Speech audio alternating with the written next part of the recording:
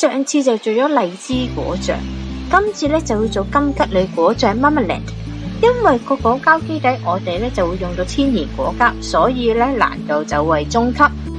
果醬咧唔一定要搽麵包噶，你可以愛嚟做裝飾都得噶。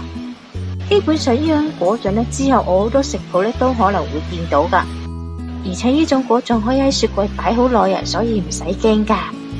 喺開始之前，請 follow 我哋嘅頻道啦。喵！準備一個柚子，你可以選白肉或者紅肉。柚子皮十字界開，去皮。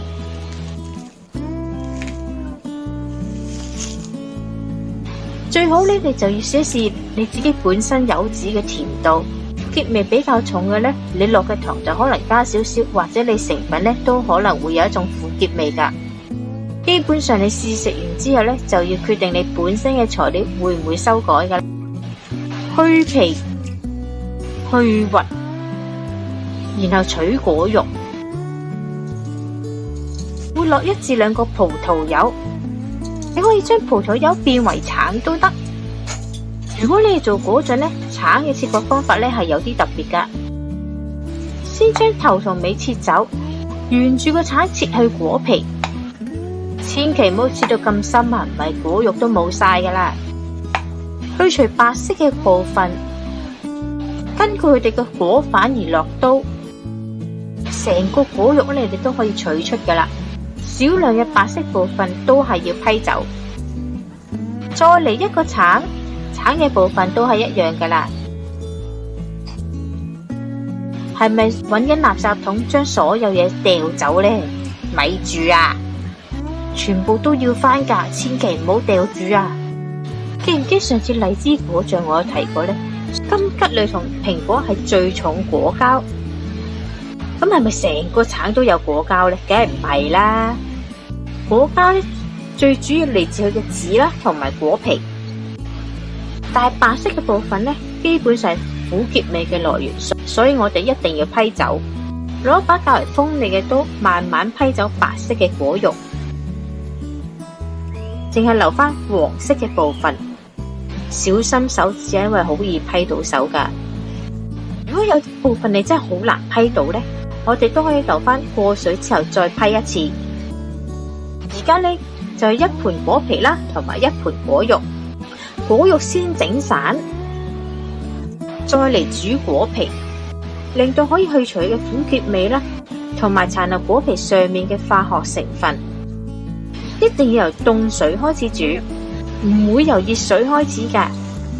由凍水煮到熱水，然後去除所有嘅水分呢，我哋為之1次，然後再換一凍嘅新水，大概要煮2至3次。呢個就係完成後嘅果皮，你見到呢冇晒白色部分㗎。如果你之前批得唔係太乾淨嘅話呢，可以喺呢一度再批多次，然後切條。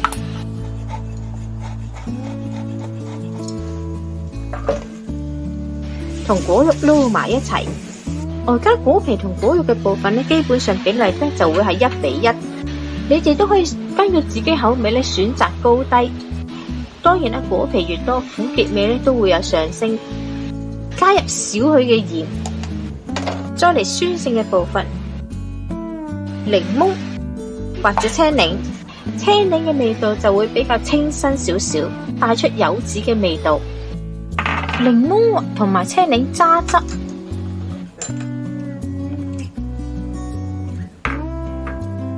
準備一個魚骨袋，將唔要嘅果皮啊、籽、果瓣放晒入去，千祈唔好嘥任何一樣嘢啊！量度剩餘果肉同果皮嘅份量，而嚟計算糖嘅多少。糖嘅應用都喺第1集講過噶啦。所以唔好自行減糖啊！因為今次嘅水分呢，其實唔係太多嘅啫，所以我會早1日將糖同果肉撈勻，令到果肉本身嘅水分呢逼出嚟。摩實保鮮紙，再放上我哋嘅小包包，放入雪櫃1日。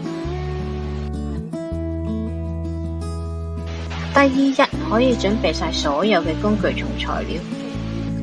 可以見到醃咗1日之後呢，果肉同果皮嘅水分呢係會飆升嘅，而且橙皮索咗糖之後呢會變得較為軟身。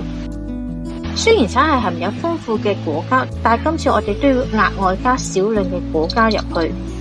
今次嘅果膠呢，我就唔會再用果膠粉噶啦，咁我直頭會就用果膠底。蘋果膠嘅做法呢，你可以睇翻之前薄荷醬嘅做法。只不過我哋係唔會再加薄荷葉嘅，所以呢今次就會完全冇任何嘅化學成分。而果膠底嘅份量呢，係根據我本身果膠底嘅食譜。如果你用咗另外一個食譜呢，你嘅份量可能就要調整噶啦。玻璃罌放埋一邊備用，準備一啲切嘅匙羹放入冰箱入邊。呢幾隻匙羹非常之重要噶。將材料倒入煲入邊，開火，然後將我哋嘅細胞放入。如果你想顏色靚啲呢，都可以加入少量紅花。中間呢，記得要不斷攪拌啊，否則佢就會黐底。加入我哋嘅天然果膠，煮至開始有大氣泡，你就可以較細火繼續煮噶啦。都係越煮嗰陣呢，你就會見到呢越多嘅水分流出噶啦。呢個係正常嘅現象嚟噶。你見到呢，佢嘅水分呢都係比較稀身噶。當果醬嘅水分開始變得厚身，果皮有種透明感，而且有光澤呢，代表果醬係接近完成。攞隻冰凍嘅羹嚟睇一睇佢完成後嘅質地啦。玻璃樽要用熱水消毒，記得要連埋個蓋一齊消毒啊！所以如果你玻璃蓋係膠嘅話呢，呢個樽呢就唔適合用噶啦。入邊呢唔可以有任何嘅水蒸氣同埋水點。倒入仲係熱嘅果醬，果醬要入到90%滿。扭蓋，反轉，抽真空，喺室溫之後攤涼。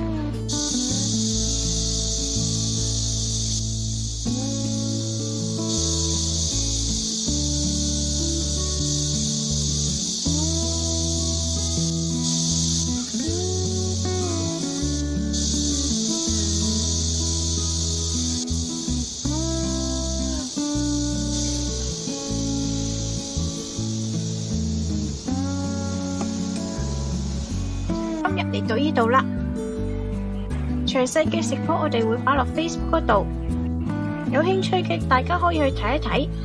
請 like 我哋嘅 Facebook 同埋 YouTube，以便獲得更多嘅資訊啦。